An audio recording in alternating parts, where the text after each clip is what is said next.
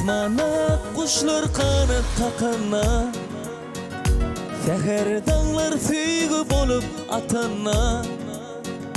Senin temiz ışın dolyar yüreğe, seni göryen bu oğudun cahana. Yadlar sen deyip güller, sağlar sen deyip sayrar. Yıldırsın dünyeme, baktın nur yayra. Yadlar sen deyip güller, sağlar sen deyip sayrar.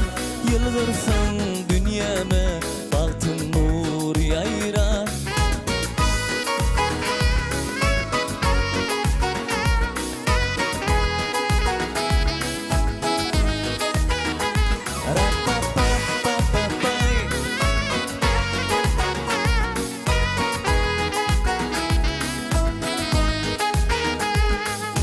Özsen yeller kaytalayar adını, sen kalbimin sonlanmacak aydımı. Bağıt kuşu götürülüp al asmana, üstümüze kanatlarını yaydı mı? Yadlar sen deyip güller, sağlar sen deyip sayrar. Yılgırsın dünyeme, baktın nur yayra.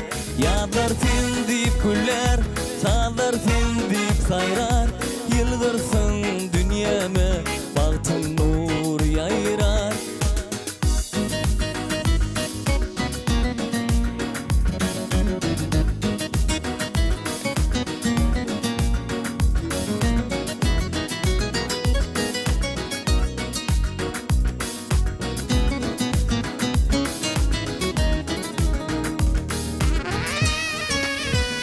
Yadlar sen deyip güller, sağlar sen deyip sayrar. Yıldırsın dünyeme, baktın nur yayra. Yadlar sen deyip güller, sağlar sen deyip sayrar.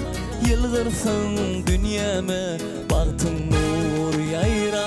Yadlar sen deyip güller, sağlar sen deyip sayrar.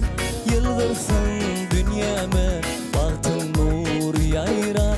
Yadlar sen deyip güller, sağlar sen deyip sayrar. Yıldırsın dünyeme, baktın nur yayra. Yıldırsın dünyeme, baktın nur yayra.